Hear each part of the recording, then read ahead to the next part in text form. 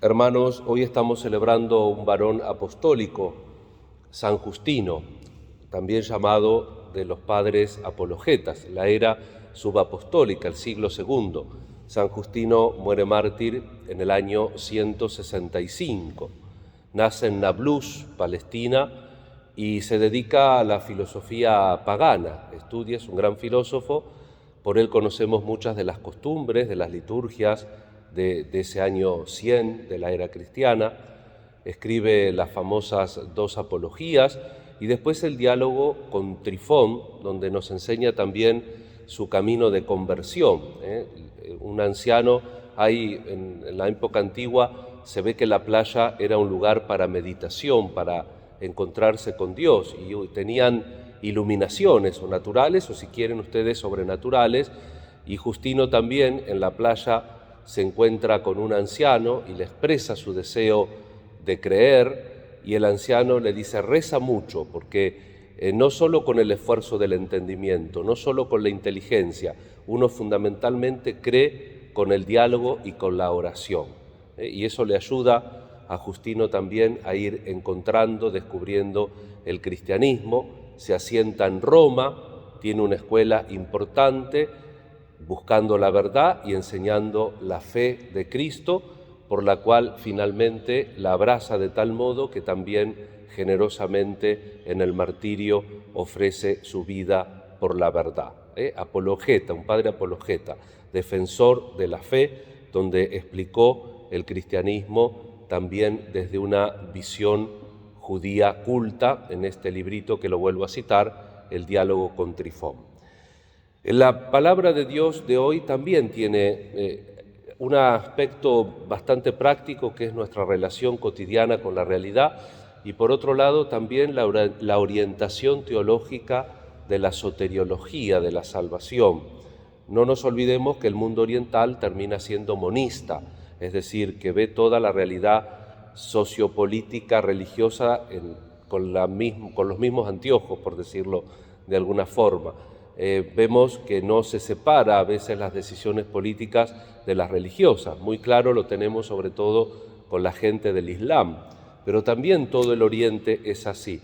Y por supuesto que la pregunta que los fariseos y los herodianos le vienen a hacer a Jesús no es una pregunta honesta, porque no es una pregunta que busque la verdad, sino que querían sorprenderlo en alguna afirmación, dice el evangelista. Y preguntan ese tema tan escabroso de si era justo pagar o no el impuesto al dominador, el dominador de Israel, ¿no?, que era el pueblo romano. Entonces Jesús a veces no contesta, a veces cuando vienen con mala intención les repregunta, y en este caso hace una enseñanza para que cada uno saque sus conclusiones.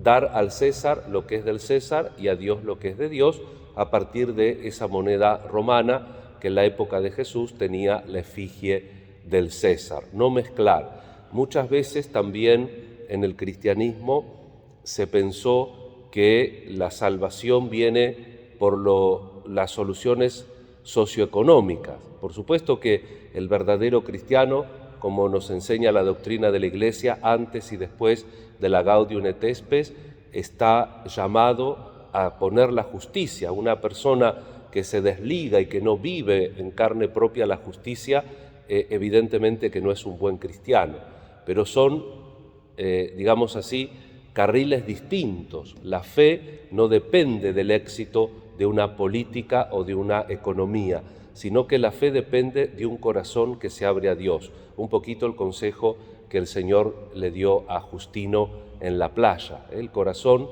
que se deja transformar por la palabra de Dios. Y en ese sentido también nosotros que tenemos fe tenemos que saber justipreciar, poner en su lugar los bienes materiales. Ayer comenzamos a leer hasta el sábado el libro de Tobías, y acá Tobías era un hombre justo. Es un poco un libro tardío, fines del siglo III, siglo II antes de Cristo, y es un librito edificante que quiere casi como el de Job. De hecho, expresamente el autor compara a Tobías con Job, que hace el bien y recibe el mal. Él estuvo enterrando muertos y haciendo otras obras de caridad, y ahora están un poco en la miseria. la señora hace un trabajito, Ana hace un trabajito, le dan un cabrito y también es cierto que se desubicó un poquito. A veces la gente no piensa y se desubica y el otro pensó que la mujer había robado, que no la conocía a la señora. Pero bueno, Ana también no se queda corta y le dice, ¿de qué te sirven tus oraciones? Comemos con tus oraciones, le dice la señora. Esto también nos enseña en lo corto, ¿no?, las respuestas, y en lo profundo de la fe, ¿dónde ponemos el acento de la fe? Nosotros creemos por la retribución, un poco Pedro, ¿se acuerdan? Ya lo meditamos. Señor, nosotros lo dejamos todo y te seguimos, ¿qué nos toca? ¿Cuánto hay para nosotros? ¿Dónde está la fe? ¿En la relación verdadera, auténtica con Dios, en el camino de salvación o en la retribución? Siempre tengo lo que necesito, estoy sanito, los míos están seguros, porque si los míos no están seguros no duermo tranquilo. ¿Y qué nos dice el Salmo? Que tenemos que confiar. Señor, tú has sido nuestro refugio a lo largo de las generaciones. Si confiamos en el Señor, nosotros, los nuestros, y nosotros vamos a tener las cosas que necesitamos para nuestra salvación. Eso es una confianza que el cristiano no puede perder, y eso, cuando está seguro, se deshacen las ansiedades inútiles y uno se dedica más plenamente a unirse a Dios. Y si la unión de Dios es cierta, esa unión se refracta en los hermanos, nos unimos en la medida de nuestra limitación y también somos capaces de trabajar por la justicia y por el bien, transformando a la sociedad. Nos encomendamos a la Virgen, a San Justino, y le pedimos al Señor la gracia de saber siempre dar a Dios lo que es de Dios, al mundo, a la justicia, al orden de la sociedad, también lo que es debido, porque el cristiano no puede sustraerse de la responsabilidad de crear un mundo más justo. Y le pedimos al Señor también por todas nuestras necesidades, intenciones y por las personas que se encomendaron a nuestra oración. Que así sea.